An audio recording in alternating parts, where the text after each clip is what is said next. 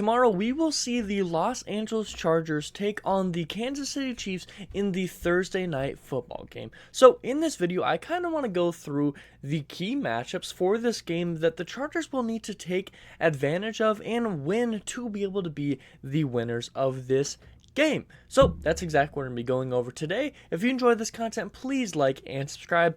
It truly means the world to me, and I'm trying to reach 1,000 subscribers before the end of the year, and I cannot do that without your guys' help. But let's not waste any more of your time. Let's get right into this. The 5 key matchups for the Chargers versus Chiefs Thursday night football game. Now, after both the Chargers and Chiefs won in Week 1 in their respective games for the Chargers against the Raiders and the Chiefs against the Cardinals, they both looked very dominant in quite different fashions. There are very high expectations for this Thursday night football matchup, and it is to no one's surprise. In the Chargers game, the defense looked stellar, sealing away 3 interceptions, hauling in 6 sacks, and forcing 2 fumbles. But on the other hand, for the Chiefs, the offense was looking better than ever. Even after the loss of Tyreek Hill, the offense still put up 5 passing touchdowns and a rushing touchdown. So, with both teams performing great. But the question is kind of who will be the primary top performers on opposite each respective side of the ball, and who will be able to take home the win. And that's exactly what I want to go over today. So first, let's start with the matchups. Obviously, starting with one of the biggest names in all of football being Patrick Mahomes going against the Chargers passing defense. Now, Patrick Mahomes was able to keep an offense that lost Tyreek Hill in one of the top offenses in the entire league. I believe he had the most passing yards through Week 1, and he had done that with a declining offense having 5 touchdowns and over 300 yards. On the other side of things, the Chargers made a Raiders team that has an incredible trio in Adams, Waller, and Josh Jacobs with a pretty solid quarterback in Derek Carr, who is right there at that Pro Bowl level. Look like they were, a struggling team as a whole. Now, Mahomes would throw for 360 total yards, 5 touchdowns, while the Chargers had 3 interceptions and only allowed for 19 points. The Chiefs' offense is so powerful that Mahomes will likely still get his fair share of yards and points, but with the possibility of J.C. Jackson's return, having participated lightly in yesterday's practice, that addition is going to make it very difficult for the Chiefs' offense to get it moving. But the fact is that even with the Chargers securing all of those interceptions and forced fumbles and sacks last week, the fact is that Patrick Mahomes is a completely different beast, and this Chiefs offense as a whole, basically because of Patrick Mahomes, is much better than the Raiders offense.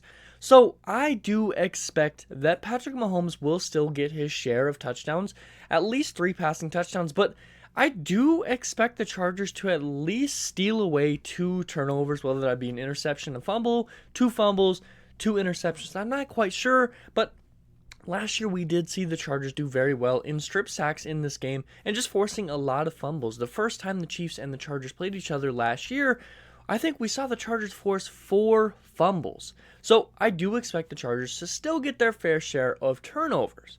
Now, the next thing I kind of want to cover here is still on the defense side of things for the Chargers, and that's going to be the Chargers' defensive line versus the Chiefs' offensive line. Now, in the Chiefs game versus the Cardinals, the Chiefs would not allow a single sack. On the other side of things, the Chargers would haul in 6 sacks, and 2 of those being sack fumbles.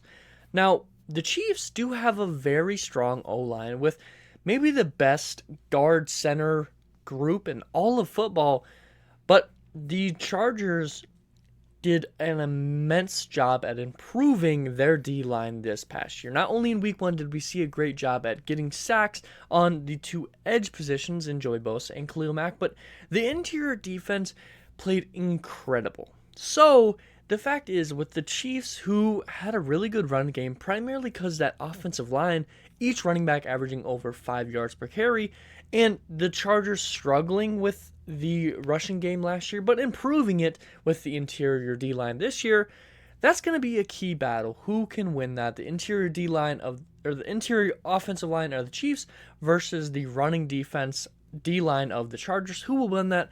As well as how good will the Chiefs O-line be able to hold up against Khalil Mack and Joey Bosa, who were playing absolutely incredible through week 1. But the fact is, no matter how great these guys do, I expect this to be a tough matchup through and through. And although I do expect that there's still going to be some sacks on the board after the Chiefs held 0 against the Cardinals, the fact is the Cardinals' defensive line is nothing like the Chargers' defensive line. The Chargers is steps above. So there will likely still be at least 2 or 3 sacks for the Chargers, but it definitely won't be as big of a storm as it was in week 1 versus the Raiders. Now, the next thing I have here in matchups, I want to move to the offense side of things for the Chargers, and that will be the Chargers wide receivers versus a poor Chiefs secondary. Now, the Chiefs were not very great in the passing game versus the Cardinals, allowing 200 passing yards to the Cardinals, who had a limited pool of top-level targets, with DeAndre Hopkins being out. With Hopkins out and Hollywood Brown being the best option for the Cardinals, they still had 7 players catch a reception, and every single one of them was averaging above 5 yards per catch. In week 1, the Chargers had 9 different players hauling a catch, so you instantly have 2 more than the Cardinals, and I think overall the Chargers have a little bit more of a potent passing game than the Cardinals do, at least for right now without DeAndre Hopkins. But with Keenan Allen's health kind of up in the air and Keenan not participating in yesterday or Monday's practice, it would be a large loss if Keenan was not able to participate in tomorrow's game. But the fact is, the Chiefs did put cornerback, first-round draft pick Trent McDuffie on injured reserve, and he will not be participating in this week's game on Thursday, which is probably pretty close to an equal loss for the Chiefs, even though Keenan is a much more higher-level player than McDuffie is for the Chiefs' defense. The fact is, losing a top cornerback for that team and the Chargers' offensive wide receiving core having so much talent, a loss there can equal out to the same loss as the Chargers' number 1 wide receiver because how great the wide receiving core has looked so far. Now, with the Chiefs losing one of their top cornerbacks and the Chargers potentially losing their top wide receiver, the Chargers' depth in the receiving core looking like the Bolts will likely take full advantage, with Mike Williams always seeming to perform at a top level against the Chiefs. I mean, he's always putting up crazy stats or getting the game-winning score against the Chiefs, so expect him to play very well, as well as Joshua Palmer hopefully taking a step up after looking very good in the preseason. We saw DeAndre Carter look very good in week 1, scoring a touchdown, having 64 yards. He could easily continue that throughout, and hopefully we can see Jalen Guyton get in this passing game, as well as the fact that you still have the RB room and Eckler, who's one of the best receiving backs in the league, and Gerald Everett in the tight end position, who was looking much improved since joining the Chargers after being on the Seahawks last year. The next thing I want to cover here for key matchups will be on the running side of the ball for the Chargers, and that's going to be Austin Eckler or the RB room as a whole going against that Chiefs run defense. Excuse me. In week 1, Eckler looked nothing like his normal self, but he still showed his explosiveness and his ability to play at an extremely high level. But with Eckler being the bell cow for the Bolts, he will likely see plenty of touches and have opportunities to break out some yardage. With the Chiefs allowing 103 rushing yards last game, as well as allowing 4 different players to rush for over 20 yards, it is quite possible that the Chargers could do something similar, being that the Cardinals as a whole were averaging 4.7 yards per carry, and an elite level running back is averaging right around 5, a little bit higher than that. So the fact that as a whole, the Cardinals rushing game was averaging right below elite level and not having as much great talent in the rushing game as the Chargers do. I mean, nothing against James Conner. I think he is a very good running back, but he's definitely no Austin Eckler. I could see Eckler and this incredible O-line for the Chargers easily sneaking out a game of 100 plus rushing yards and a couple touchdowns quite potentially. I think primarily that's going to come from Austin Eckler, but we could also see some guys like Joshua Kelly or Isaiah Spiller, if he does play, doing some good for this team and breaking out 100 yards rushing. Now, lastly, the kind of key matchup here isn't quite a matchup, as it is kind of just team against team, and that's going to be late game scoring. As many saw, the Chargers would play a very conservative game in the second half of the Raiders game, only scoring 7 points and a little over 100 yards. But on the other side of things, the Chiefs would keep the pressure on in the second half, scoring 21 points against the Cardinals, which is right below what the Chargers scored in total versus the Raiders. Although Joe Lombardi did attest to the fact that he played a little conservative, and I quote, in a press conference after the game, there will likely be no room for the Chargers to play conservative late in the game against the Chiefs with how explosive their offense can be. So Joe Lombardi's going to have to keep his foot on the pedal through the entirety of the game if the Chargers are to come out on top of this game.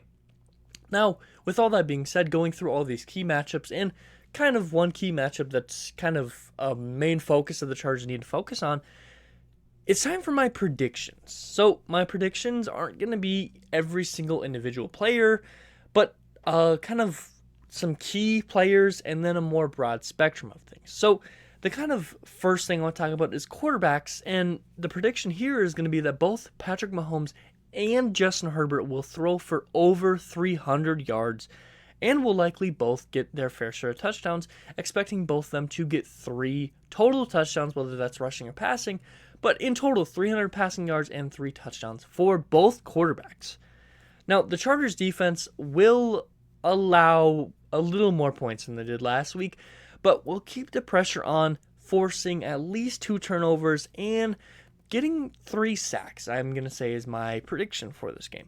Now, every time the Chargers do play the Chiefs, especially in Arrowhead, which this game will be, it is a very competitive game, and no matter what the game looks like throughout, at the end of the fourth quarter, the score is always very, very close, and with a very explosive offense on both sides, and a Chargers defense that looked great, and a Chiefs defense that will always find a way to keep it together, I expect this to be a higher scoring matchup, but not a shootout.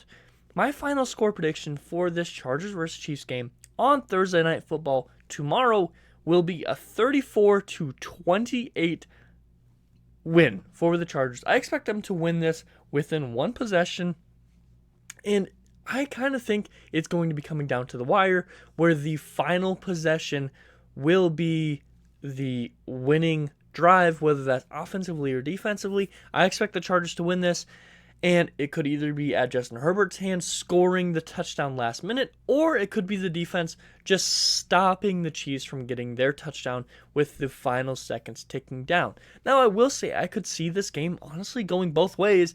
My before the season began prediction was the Chargers winning this, and I'm still going to stick pretty confidently with that, especially with how great the defense looked for the Chargers and how explosive I know the offense can be.